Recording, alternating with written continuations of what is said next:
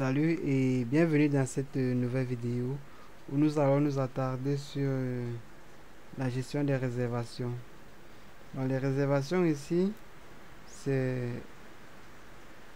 une façon de garantir l'occupation d'un logement pour une certaine période, à partir d'une certaine période. Donc c'est un peu comme un pré-contrat de bail. Donc le locataire il s'engage à occuper un logement qui lui plaît sur la plateforme à partir d'une certaine période. Actuellement, nous avons un seul compte bailleur où nous avons créé deux logements. Ces deux logements doivent être disponibles déjà sur l'accueil du site, l'accueil à la recherche en fait de logements à réserver. Et il faudrait bien que ce logement qui est occupé, qu'on ait une mention sur la date de libération, donc savoir à partir de quelle date est-ce qu'on pourra l'occuper. Donc si je viens dans les locations, je vois que la location de ce qui est en cours dans ce logement finit le 16 septembre 2020. Donc à partir du 16 septembre 2020, il devrait être disponible. Alors, je vais prendre avec notre compte locataire qui est le suivant. Nous allons aller à l'accueil de l'application et essayer de réserver un logement.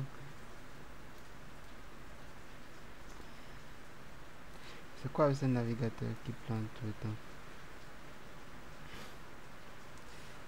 Je vais cliquer ici.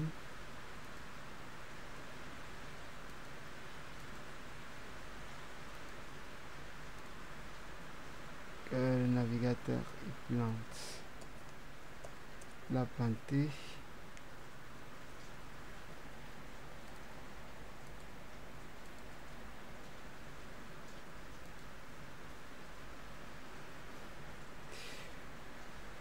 On va patienter un peu.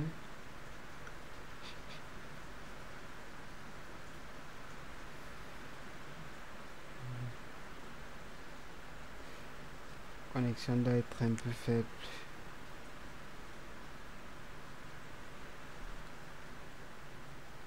Une fois que le site a chargé, on clique sur allouer à vendre. Allouer et à vendre. Vas-y. Une fois qu'on y est, on va suivre. Là, ce sont les logements qui ont été créés par des artisans. Pour voir les logements dont je parle ici sont générés automatiquement en fonction des entrées des bailleurs, en fonction de tout ce qu'ils ont renseigné comme logement se trouvant dans les biens. Donc si je viens là sur plutôt réserver une chambre, euh, réserver un logement, pardon, et je recherche, je tombe exactement sur les deux propriétés. Vous voyez là, on est tombé sur notre appartement euh, qui se trouve dans l'immeuble de Libreville qui coûte 50 000 francs. Et vous voyez là qui sera disponible à partir du 16 septembre 2020. Donc si vous voulez le réserver, ça ne pourra être qu'après cette date-là. Avant, c'est pas possible. Par contre, ce studio de 35 000 francs, il est libre et vous pouvez le réserver à cet instant-ci. Donc, ça, je suis avec... pardon. Ici, je suis avec le compte Monsieur Rin. Et je vais initier une réservation. Je vais cliquer donc sur réserver. Êtes-vous... voulez-vous effectuer la réservation? Je valide. OK. Donc là, je vais remplir les informations. Quel type de location est-ce que je veux? Je veux une location meublée et résidence principale. Je veux que mon contrat commence, disons, en décembre 2019.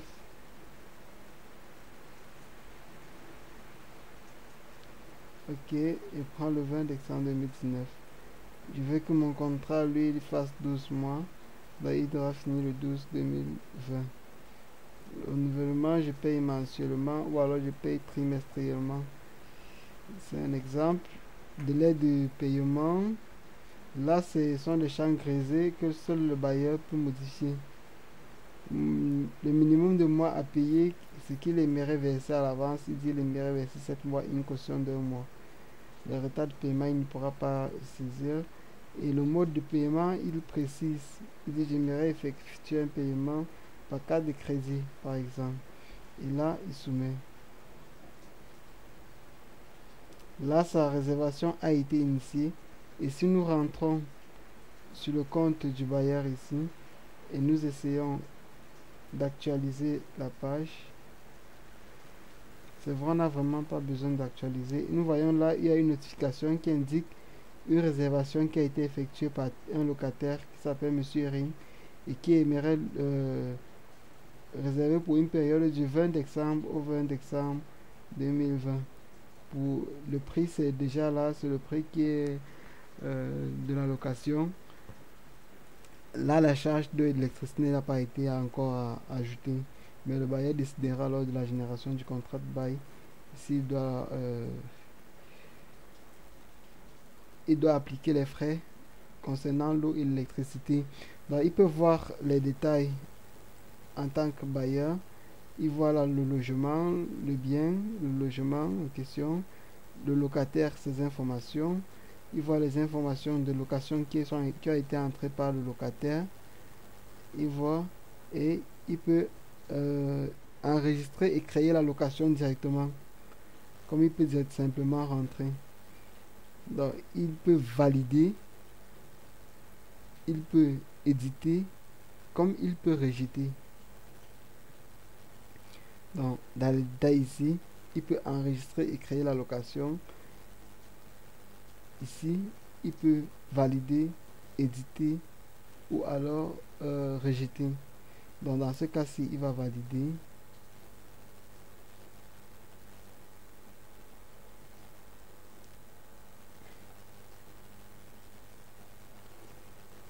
Nous allons cliquer sur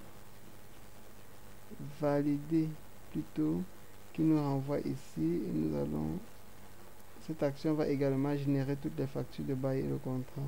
Donc s'il valide, ça générera le contrat et les factures. C'est pas ça qu'il veut faire actuellement.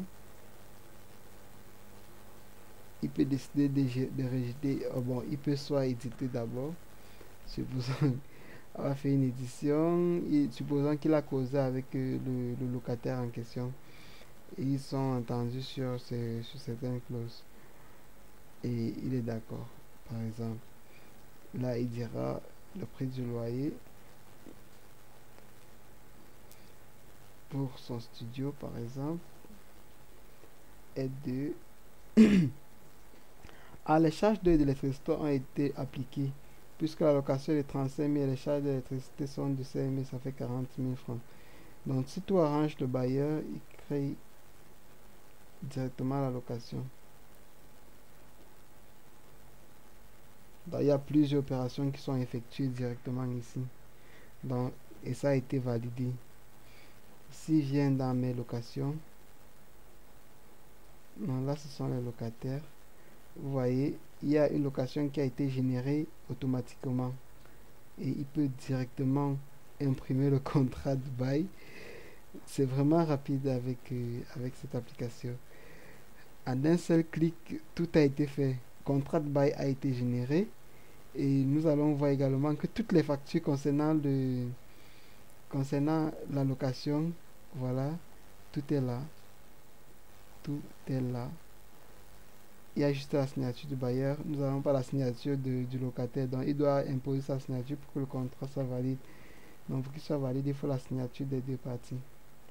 Donc, on peut rentrer sur le compte. Dans le compte de M. Rin, ça que pour le même bailleur, il occupe deux logements. Si nous venons dans mes locations ici, nous allons voir ceci est en attente parce qu'il n'a pas encore imposé sa signature. Donc, il vient, il dit, je signe le contrat.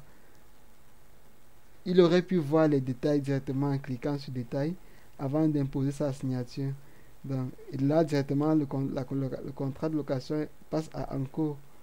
Donc là, il clique sur Lease Agreement et il a la possibilité de télécharger le contrat qui possède les signatures des deux parties. C'est vrai, il a déjà imposé sa signature et le bailleur également de son côté, il peut déjà télécharger le contrat de bail possédant les deux signatures. Donc si on descend là, vous voyez, là on a le studio, c'est le studio, oui, avec ses différentes caractéristiques. Le montant, c'est de de 35 000 francs et il paye 7 mois à l'avance, etc. Ça dure 12 mois du 20 décembre 2019 au 20 décembre 2020. C'est renouvelable et tout est là. Tout est là. On peut fermer ici et rentrer dans le compte du bailleur. Il suffit de fermer ça. Je baisse cette fenêtre. Je suis dans le compte du bailleur. Je vais cliquer sans actualiser la page. Pas besoin d'actualiser. Imprimer le contrat de bail. Allez, directement là, télécharger. Une fois téléchargé, on peut l'ouvrir. Et le contrat est là avec les signatures des deux parties. C'est pas génial ça, les amis. Donc là aussi, nous pouvons voir les factures. Donc on a 4 factures. Aucune facture n'est encore en vigueur puisque il commence à payer à partir du 2 décembre. Donc si on revient en janvier, on regarde cet état-ci, ils seront tous à impayés. Et là, c'est vraiment formidable. Donc c'est tout pour ce module de réservation. Il est assez beau. Vous voyez, en décembre, il y a le bailleur et il est sûr d'avoir un peu d'argent. Là, c'est lié à la location de ce locataire. Dans facture à venir, il y a tellement de factures. C'est combiné avec celle à venir de l'autre location. Donc, au fur et à mesure, tout ça est consolidé et affiché là. En cliquant sur réservation, on a uniquement une seule réservation. Ici, on rentre encore à l'interface d'accueil. Puisque l'autre, l'interface, disons, nous sommes toujours connectés avec le compte de Monsieur Ring. On rentre à l'interface d'accueil, c'est-à-dire à louer et à vendre. On va sur réserver un logement. On clique là, allez. Vous voyez, les deux logements sont occupés. Celui-ci sera disponible à partir de cette date et celui-ci à partir de cette date. Donc vous pouvez filtrer les résultats de ce que vous voulez en fonction de type. Là, il y a un studio et il y a un appartement. Si vous voulez uniquement les appartements, vous allez cliquer et vous aurez uniquement les appartements. Ce filtre est assez intuitif. Alors, je vous donne rendez-vous à la prochaine vidéo. Nous sommes déjà à plus de 12 minutes.